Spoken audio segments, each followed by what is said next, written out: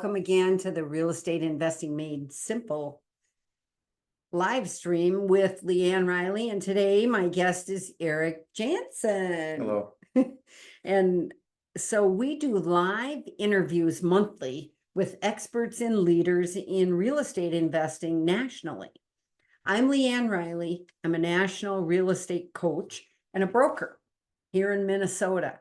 I help ambitious, high performers build a personal roadmap to wealth with real estate investing through our proven profit formula system to buy winning cash flow properties. And I personally built a $14 million portfolio in residential, multifamily, condo development, commercial, and vacation properties. And I lead the Encore Investment Team of Realtors. You're looking at us. We're the team right now. And we are realtors in the Twin Cities, Minnesota, and we do cover all the way up to St. Cloud and down to Rochester. It's a pretty big swoop over Minnesota. And we're brokered by Realty Group. And you can call Eric or me if you want help to buy, sell, or invest. And you can find us on LeAnnRiley.com. And really check out my YouTube channel because I have interviewed, I don't know, hundreds of real estate investing related people. Okay. And how they built their portfolio or how to do a 1031 exchange, property management. We have covered all the topics. Mm-hmm. And there is a ton of free education over there. And you can find that at just LeAnn Riley Real Estate over there on YouTube. Okay. So if you get over there, subscribe. I need subscribers.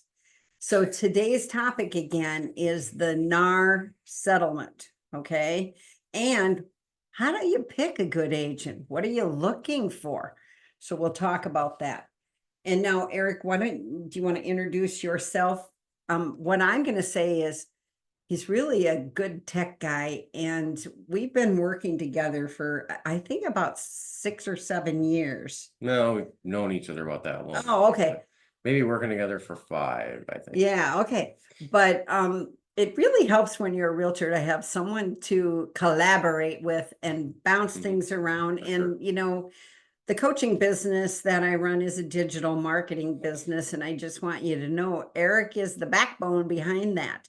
He's got all that figured out. There's a lot to do in a digital marketing business. What's interesting, what I love to travel.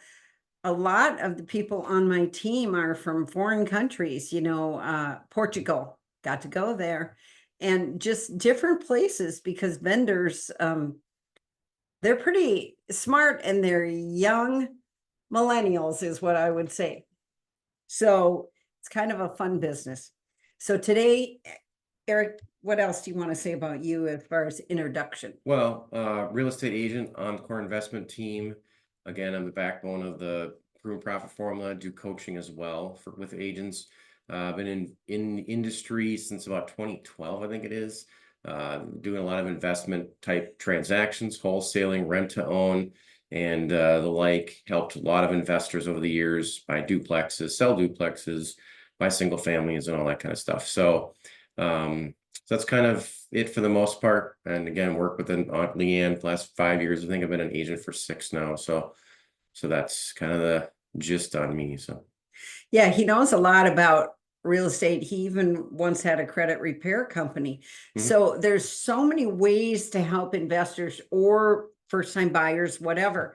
And we really have the gamut of the knowledge in, my over 30 years and us working together. So today, let's hit it on the big topic of August 2024, because the NAR settlement began on August 17th is when it started. And as agents, are we confused? Just your screen. Well, I'm confused. Agents, buyers, sellers, I think everybody's confused. So Okay, we're gonna say a quick disclaimer here before we get into this. It's not on the screen, but basically the opinions expressed in this live stream are of our own opinions. We're not attorneys and will not be liable for any errors or omissions in this information, nor are liable for the information itself. So we're gonna give you the best information that we can based on what we know as agents and what we've researched and talked with others in the industry about. And but again, we're not attorneys, so this is not legal advice. right, we're not attorneys, accountants, any of that, but we sure have dug into this so that we can help you understand it. And of course, we had to understand it first. Correct. Yep. So here we go. So what has really changed? The big thing is that there is no offer of compensation on the MLS. The MLS is where we agents see all the properties. And then if you're on a list of some sort, because you're looking for a certain house, that comes from the MLS. Yeah. So, but basically happened, just to back up a little bit, there were a lot of lawsuits that went out. There were a lot of legal battles that went out. It was a big kind of mess and nightmare. And this was NAR's settlement, the National Association of Realtors settlement, in order to fix and prevent any future lawsuits that were going out. And the lawsuits were all around commissions. So, so basically, here's the changes that were made in order to settle that, as well as NAR paid a lot of money out. And this is the first one: is there's no offer of compensation. So you used to say how much percentage the buyer broker was going to get in the transaction. That is no longer available on the MLS. So That's the big change. And this is a national change. yeah. Every state, this is not, it doesn't matter where you live. And maybe you saw something on TV about it. Yeah, no, and one thing I want to address is for TV is I look at, and looking at all these different articles and different things, and the big consensus is that commissions are slashed, and that the 6% commissions are gone, and and that's not necessarily true. It's the media is saying things that make buyers and sellers think a certain way when it's not really reality. So hopefully we can clear some of that up here today. Yep, that's our goal. The other thing is commissions can be displayed, okay, on the agent's private website, on social media, on signs, etc. So it's not like they can't be shown, just not on the MLS or anything related to that. Right. Yep. So you might see it on the sign when you're driving by a house. It might have a little rider on the bottom where it says it. It might be, Could start seeing that. Yeah. yep, it might be printed on the sign. You definitely might see it on social media. It might be an ad for the house, and it might say buyer's compensation, buyer's agent compensation 3%. It might be right out there where you didn't notice it before. We agents, we look for it, but you maybe didn't notice. Right. Okay. We weren't really worried about it looking for it before, but now we are. And now we're going to look and make sure. And, we may even have to call the listing agent to find out if we can't. Yeah. Because we can't find it where we used to. We have to call, email them. We have to find out for your benefit. It's not, yes, it's about what will we get paid, but for how the transaction lines up, the dominoes, It's important for everybody. we all have to know, because our job as the agent is to represent you and get the dominoes all working right so they don't crash, right? And so you make it to the closing. All right.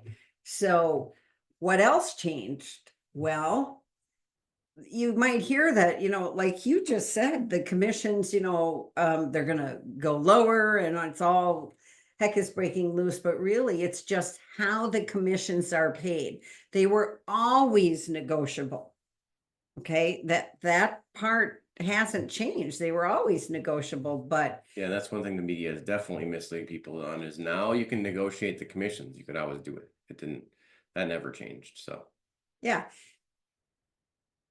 And then what else is there's another kind of big thing that any buyers will get a new form that needs to be agreed upon before showing a property. Like, we agents cannot open a door for you unless we have this written agreement in our hand.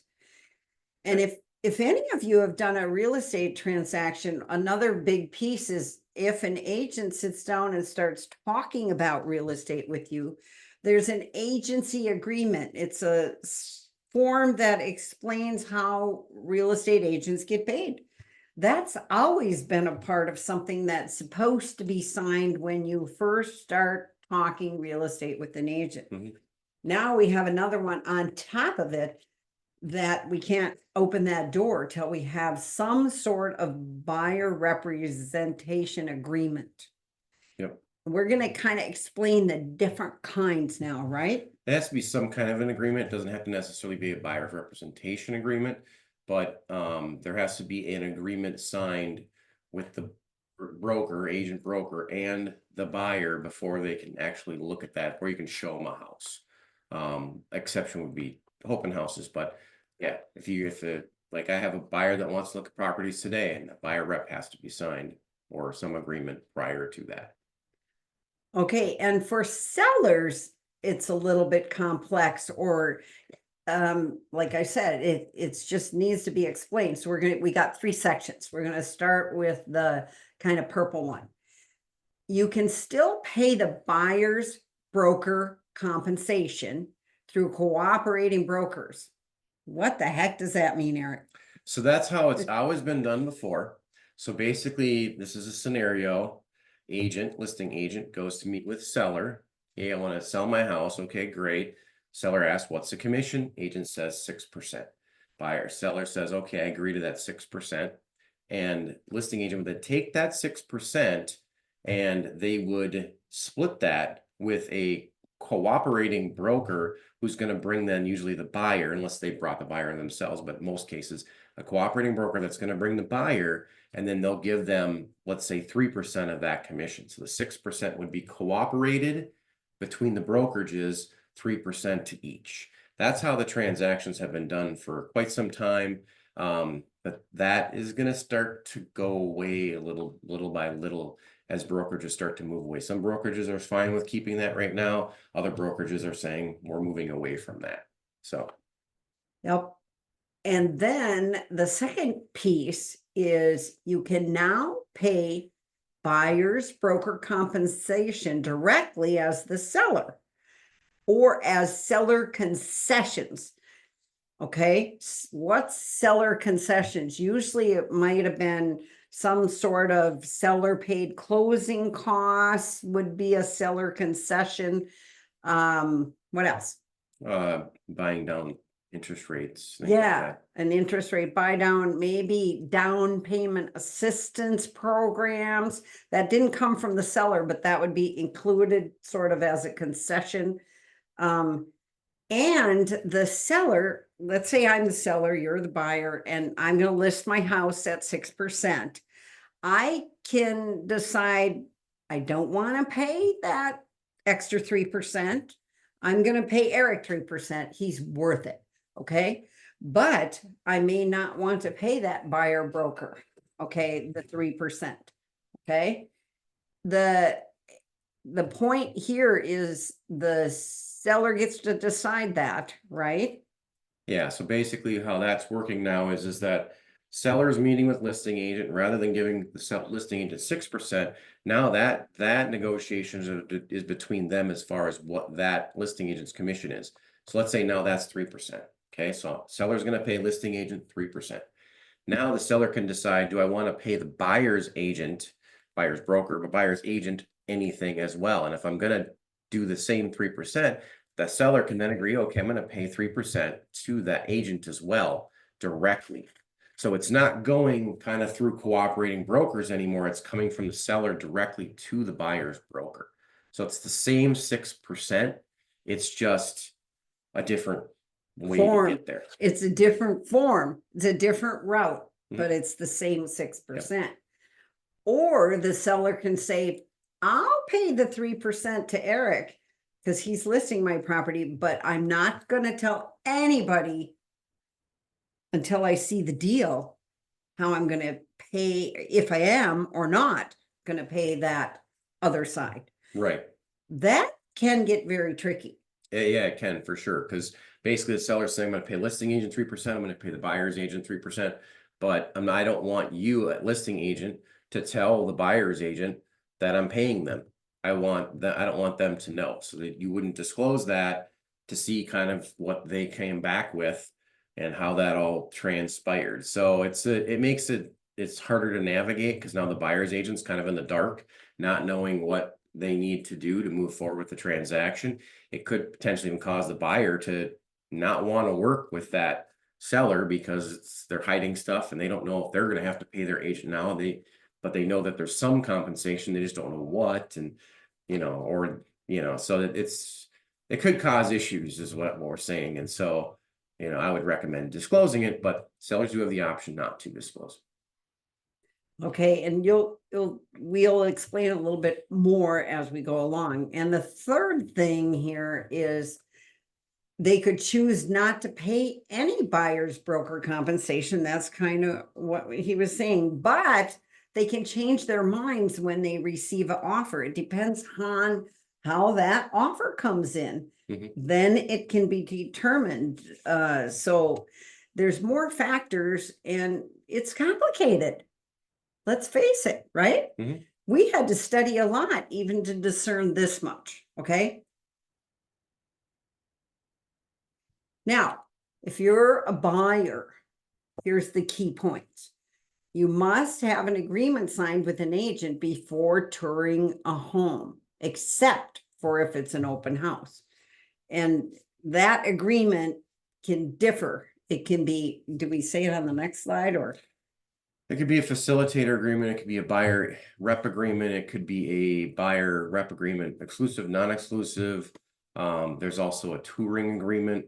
There's like 4 or 5 different forms. It could be a one this property address only. It could be, I'm your buyer's agent, everything. It could be for 10 days I'll show you houses. It could be for 10 houses. Our agreement is this, and you're going to pay me X dollars to show you 10 houses. You're going to see a whole gamut of things here, but it has to be an agreement between you and whoever's showing it. Right. Needs signing before he could open the door. Correct. Okay. And what I think the media has been hyping is all of a sudden the buyer might have to pay that commission. Okay, if the seller isn't going to, somebody has to. And that's what that buyer rep agreement is kind of about, is if the seller isn't going to pay it, you've got to pay me, because we can't work for free. Yeah, and I had like the situation with the buyer that I'm showing tonight. He's asking about that as far as the buyer rep is concerned. And, on the buyer rep, it talks about, buyer representation agreement talks about how the buyer has to pay the buyer's broker X percentage, say 3%. There is a line further down, though, that's at the checkbox. It says shall, which means that if there is compensation coming from the seller, it will reduce that amount down by whatever the seller is going to pay. So there's going to be some more education going. It was not needed as much in the past, because buyers basically were thought of as, in a sense, didn't cost them anything to work with, like free to work with an agent, which is never really true. But that's kind of the message that was given across to buyers over the years, and they never really worried about the compensation. Now, with this changes, they're much more sensitive to it. So there's going to be much more explanation going through those documents and so on and so forth. Yep. Okay, so here's sort of a summary that might occur. So what we're seeing, and what was probably going to occur here, is there's going to be a switch from cooperating broker compensation to sellers compensating the buyer's brokers directly with seller concessions.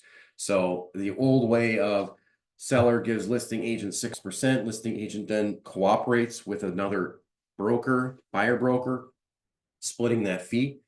That's going to go away, and it's going to go to seller negotiating 3% with the listing agent, and then deciding to negotiate or pay 3% directly, or whatever that percentage is, but 3%, let's say in this scenario, directly to the buyer's broker.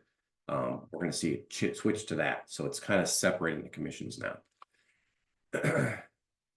And then the other thing that we're going to see on the buyer's side is, because buyers are going to have to lock in, or have to, basically sign those buyer rep agreements in order to look at houses. Buyers are probably going to be locking in with agents, that, they're going to be picking agents and locking in with agents much more regularly and sticking with that one agent, where before they didn't feel like they had to, because a lot of agents weren't necessarily, at least in the state. I know every state's a little different. Some states had required this already, but in the state of Minnesota, it wasn't really a requirement, but it was in place to kind of be there. Buyers didn't have to necessarily lock in with one agent. They could be shopping with 3 or 4 different agents if they wanted to. And then when they decide to make an offer, they lock in with that agent on that property, or, lock in with that agent at that time. So it was kind of more willy-nilly, and it'll be more honed in, will have more of a professional look, I think, as opposed to everybody kind of working with whoever's out there. So Another thing, and because we work with investors, many times investors do work with several agents, because let's say you're a fix and flipper. You're looking for off-market stuff. Where do you get that? A lot of times it comes through agents. So you might want to have relationships with 5 or 6 agents, but you may, now might be the time to decide who, or there's different ways to structure it. Make an agreement with each of your 5 agents on how this is going to work going forward. That's really what this is about. And it depends on your relationship, how that might work. Sometimes one of the things that I know for me, for sure, I want to only work with people who are serious investors, or serious, hey, I'm going to move to a new house, not the tire kickers, because a tire kicker takes a realtor a lot of time for no return, 0 return. Or you may see some agents right now who will come, like I said, it's $100 a showing, or whatever number they pick, because that way they're compensated for their time, and you can do whatever you want then, and use several agents because they've been paid now for what they did up to that time. So you'll see that. But I always like to tell people, whatever agreement we make, if you do make an exclusive agreement with me, that includes my team, because we work together. But I then you get to move to the top of my list. I'm going to pay attention, and I'm going to be like, on fire about finding you exactly what you're looking for. And I'm going to call people, and we're going to go over some of the things agents will do. So we wanted to say something about the market here. yeah, let me go ahead. Yeah, you go ahead. So at any rate, as things change with NAR, we also have interest rate changes happening, and there could be some scenarios that change things as they are today, even when it comes to this NAR settlement. So looking at rates right now, they're right around 6.5%. If they did drop below 6 or even 5.5, with interest rates, the Fed maybe meeting in September, maybe ready to drop rates, it could probably will create a strong seller's market, which just could shift it away from then the sellers paying the buyer's broker compensation, and they might start demanding it from the buyer themselves. So, but what this also does is it gives a golden opportunity right now for buyers to buy a property right now. There's a window of opportunity, because it does look like the trend is going, that the rates are going to drop, especially the interest rates, and that will affect the mortgage rates towards the end of this year and even in the next year, which is going to probably create a very strong winter and spring sellers market, which then the sellers can start demanding way more and more, and it makes it more difficult to get the property you want. So at the numbers, that make sense. We always say this, and lots of people ask me, when's the right time to buy? It's always the right time to buy if you know what you're looking for and if you understand the process. I would agree to that, but I think there are also windows of opportunity where it's even better to buy. And that might be right That's now. what I'm thinking. That's my opinion. My opinion is that's right now, in the next few months, there's a golden opportunity for, if you're an investor, especially, to buy, get into a property, And then if this rates do drop, prices will rise, and you're going to potentially gain some instant equity fairly quickly. But we'll see. How many times have we heard, I should have bought that one? Yeah, right. A lot of times. I've thought it myself. So what is the value of the right agent and what are you looking for? You need someone who's going to manage these legal changes like we're stepping out here talking about it. So what you need to manage is these shifts in how the commissions are disclosed and negotiated, because that's part of any real estate deal. It just is.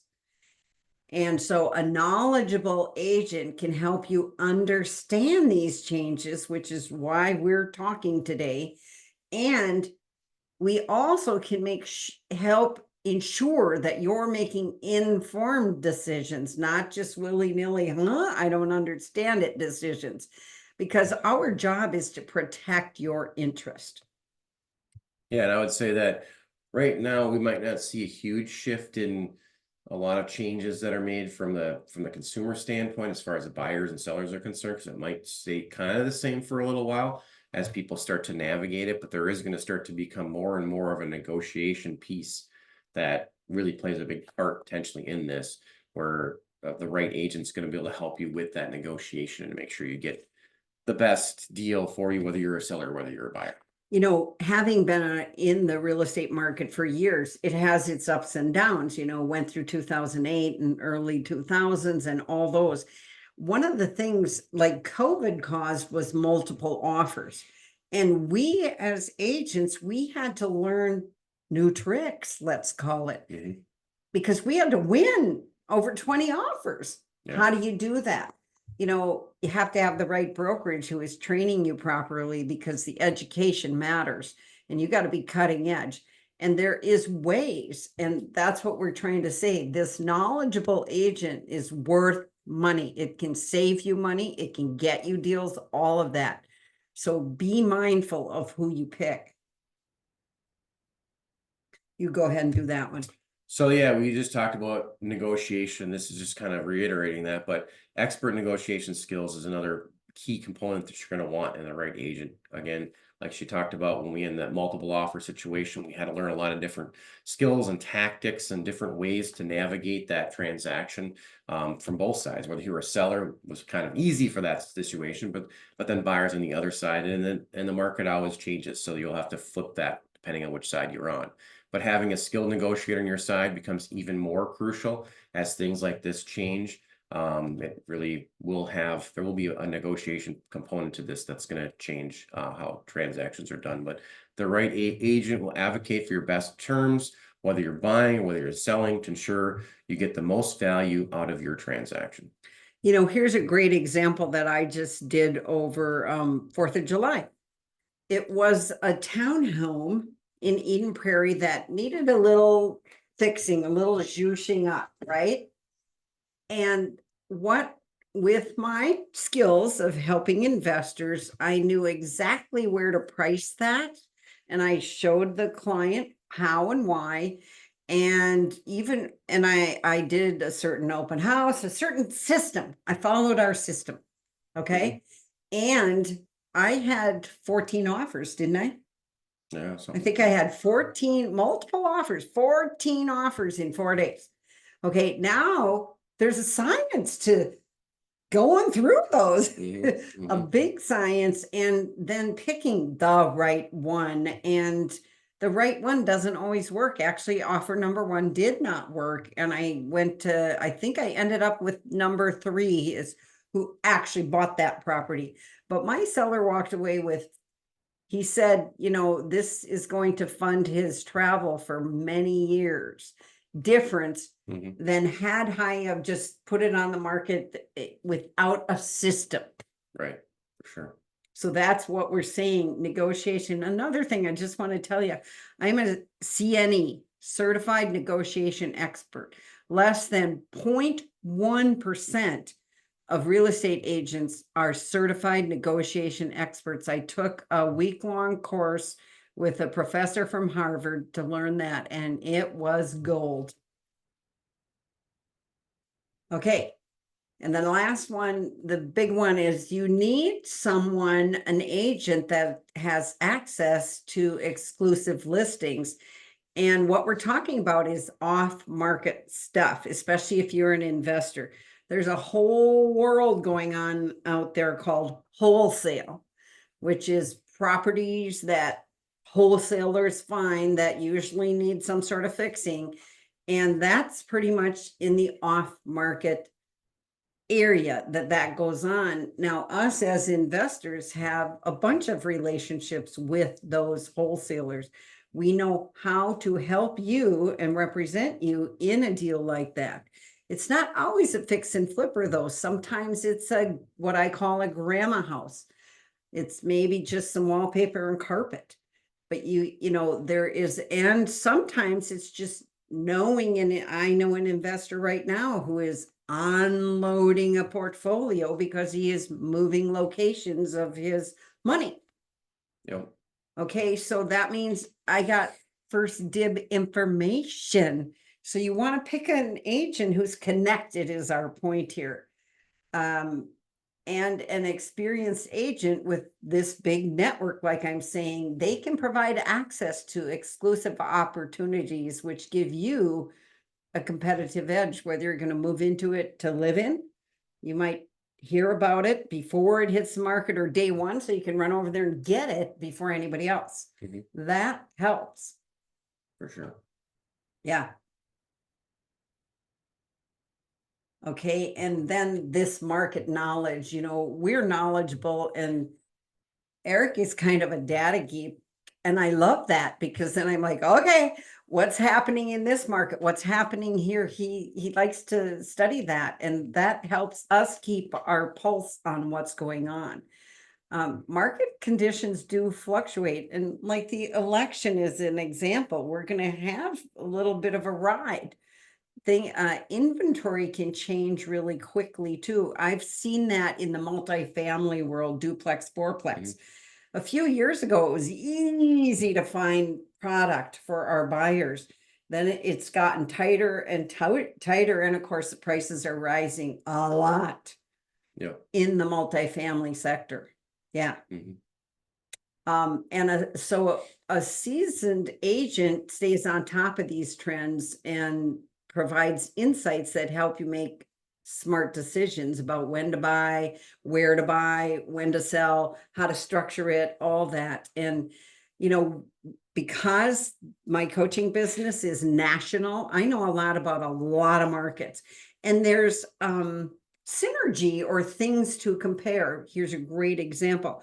I just spent 2 weeks in North Carolina, Charlotte, and my daughter is a realtor there, and I got to go to listing appointments, and it's a whole different world, folks, down there. But there was a couple of things that I learned, and I love traveling and checking out real estate no matter where I go. Yeah, for sure. It's a fun thing. Okay. This is really a good one. Yeah, you wanted a trusted advisor during uncertainty. You want somebody, you know, especially with us, we work with a lot of different buyers that buy multiple properties. So we can tend to start building that trust over time. But it's important to know and trust who you're working with because the NAR settlement is going to create a lot of uncertainty in the market. It has already. There's a lot of agents that are even uncertain. There's buyers or sellers. There's reports of commissions that are going to be cut by a 50%, and 25% of the agents are going to be out of the business, or I've heard up to 50% of the agents are going to be out of the business. So all these different reports create a lot of uncertainty, anxiety. So it's important having a reliable agent that you can trust, that can provide the stability and the confidence you need. And they can help you guide you through that complex transaction. Because a lot of times, I don't say a lot of times, almost all the times, the contracts end up being very complex. You think, oh, this will be just a smooth transaction. We're going to sign the purchase agreement, and we're going to eventually close, and there'll be a little bit of stuff in between, but no big deal. And there's things that always pop up that cause delays, cause this, cause that. You need an agent that can guide you through that. And we've done that repeatedly over and over through the years, where we help our clients and guide them through the transaction and keep them sane too. Sometimes it's a stressful situation. You're buying or selling a house. It's one of the biggest stressors out there that you can have in your life. And so having us there that have done this over and over and over again to say, no, this is not a big deal. We do, this is what we got to do. Here's the next step. Here's how we handle this. Really helps your peace of mind. It really does. And we also, I think this is on here later, so maybe I won't go there yet. It is so true that you think it's smooth. Like just now before our meeting, insurance is a big deal these days. Yeah. And I sold a house in South Minneapolis, maybe it was last year. And it's the first time that I knew that if there's knob and tube wiring, they won't insure the house. I didn't know that till we were under contract and they're trying to buy insurance. And I'm like, what? And of course we figured it out, but we had to go back to the seller and ask for money to fix it. And I mean, think about that. That's after the fact, that was after the inspection, but we couldn't close on the house without it. Now we know that. There's new developments is what I'm saying, especially around insurance. And I was Insurance has handling, tightened up a lot of what they'll insure. Oh, yeah. So it's changes things, and then a lot of times you don't find out until partway through the transaction. Now you're like, oh, okay. yeah, we're So- a week before closing right now, and there's something about the roof is 24 years old. Yes, it can get insured. I called my secret vendors, and yes, it can get insured. It's probably going to cost more, but some of the first places that the client called for insurance said, no, we don't do anything over 20 years. Like, what? Right? So but that's an example of what some agents necessarily wouldn't do.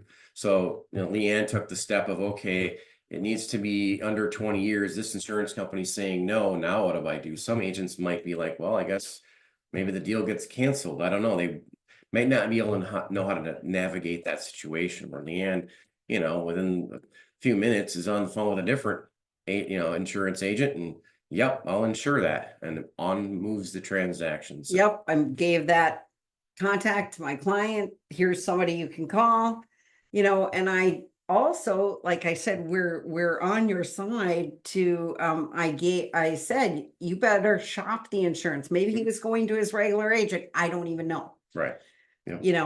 Shop it, because today it's volatile and insurance is crazy right now. And in fact, if you go to YouTube, I interviewed an insurance person last month because of its volatility. Yeah, I had my personal insurance. I got it changed last September, saved me $100 with my car insurance, home insurance, and all that, rebundled and all that other stuff. And I looked at it the other day, and it's $6 more now because it's gone up. Oh, that's not bad. Well, from saving 100, so my 100 is gone plus $6 in less than a year. So my $100 savings is gone.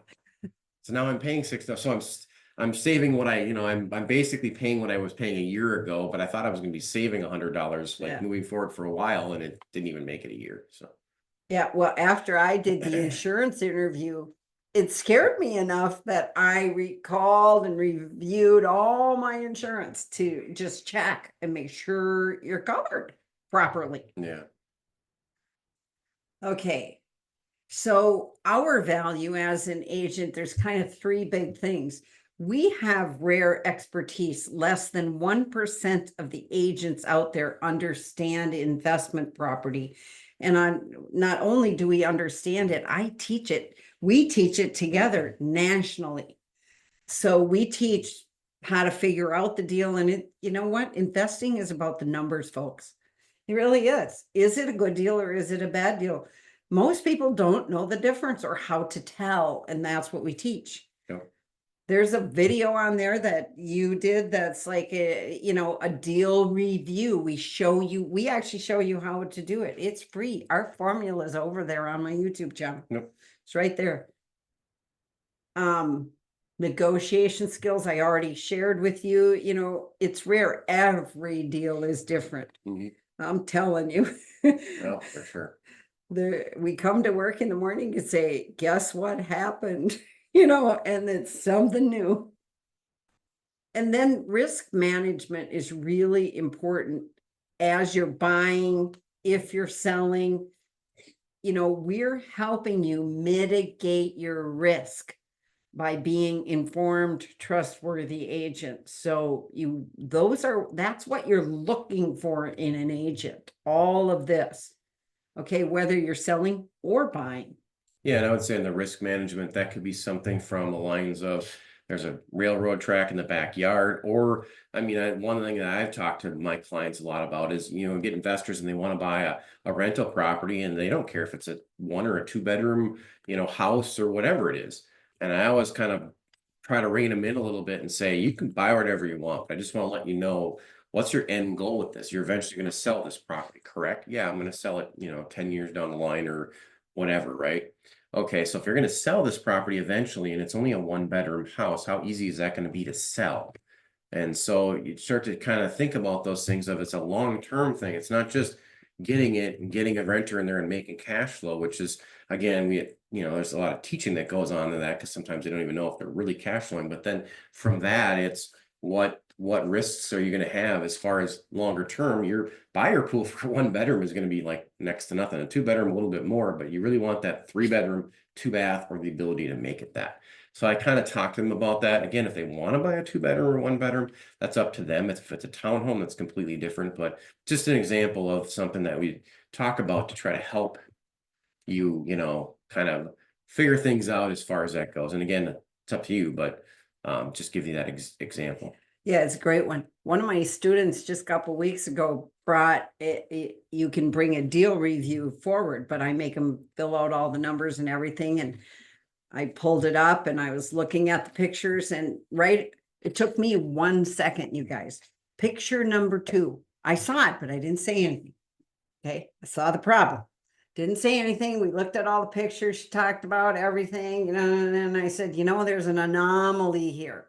What is it? She was thinking and thinking. She couldn't see it. I said, look at picture number 2. She pulled it up. She still didn't see it. You know what it was? If you're going to fix and flip a house, you better pay attention to who's the neighbors, what's behind you, what's in front of you. Sure. There was a water tower right next door, a giant water tower. And I'm like, oh boy, that just devalued your resale on that fix and flip. See, I saw that on picture number 2. She said, I never noticed it, You see that all the time. You'll go to houses that are all fixed up and you'll go to view them and it's like they're gorgeous inside, but then it's right next to the freeway and all you hear is zoom, zoom, zoom the whole time you're in the house.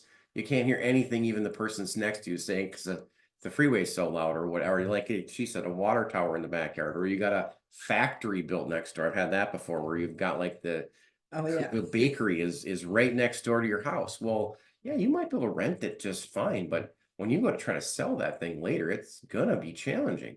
So, and especially like you said, for a fix and flip, you fix it and you're ready to flip it. You're basing your comps on a house that's probably 2 blocks away, that's in a neighborhood that doesn't have a railroad track in the backyard, that doesn't have a water tower, that's not next to a building, and that's your comp for 400,000, and now you're trying to get the same amount, and never going to happen. So those are some things, obviously, that we try to help you with. And we'll tell you that when we're there, but I didn't even have to drive there because, see, I looked at the pictures and I saw the problem.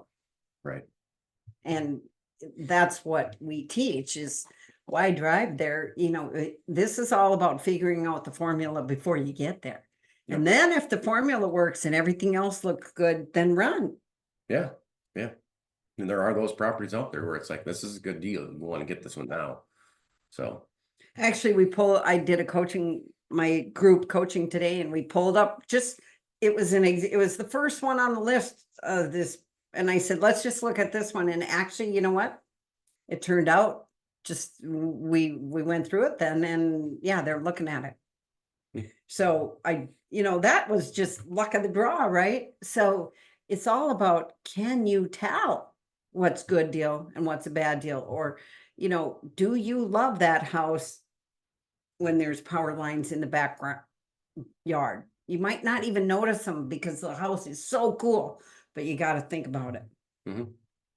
So that's risk management, because even if you're going to live in that house, resale value is affected by that. Yep. All right. So now, these are the kind of things you want to look for in an agent, and this is what we offer. Extensive knowledge of investment properties. We already pretty much explained that. You do the next one. Easy exit buyer seller agreements. Basically, like we talked about, a buyer has to sign some of agreement to get into a property. We're just saying we make that easy for you.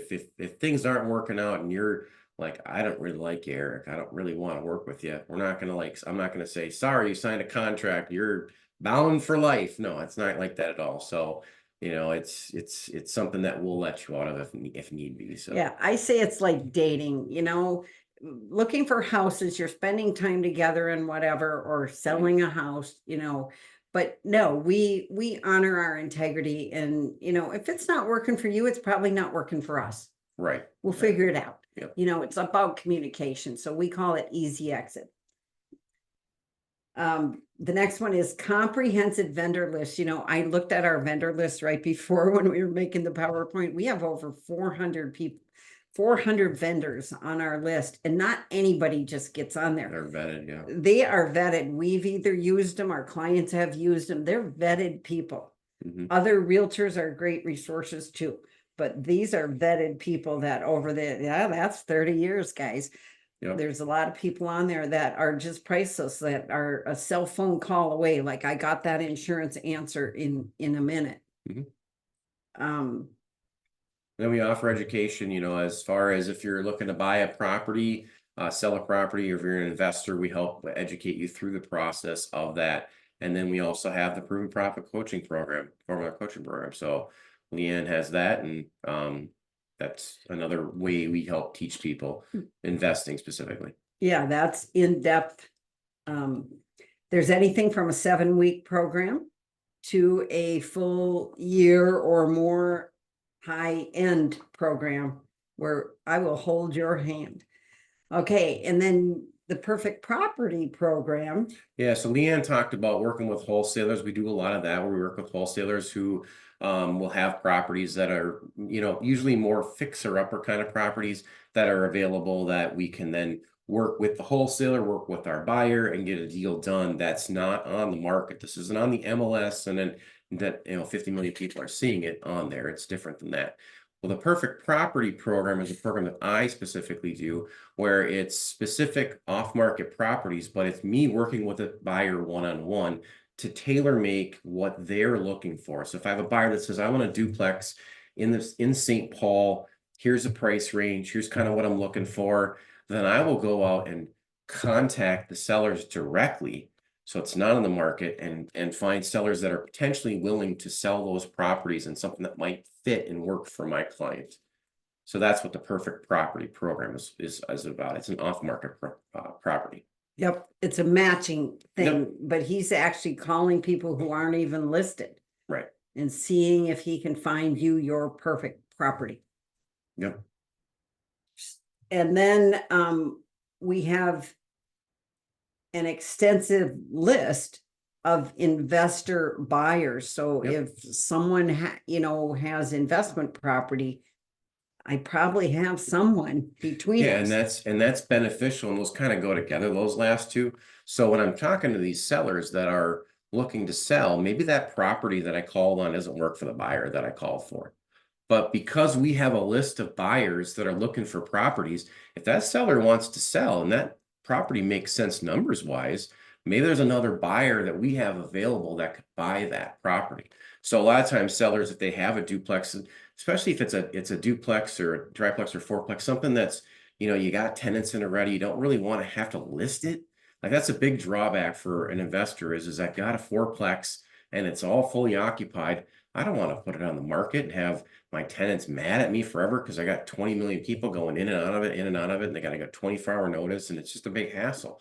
Where we might have buyers that would be interested in buying that. You don't have to put it on the market and go through all that. One buyer walks through, boom, sold, done deal kind of a thing. So that's kind of matching those two together.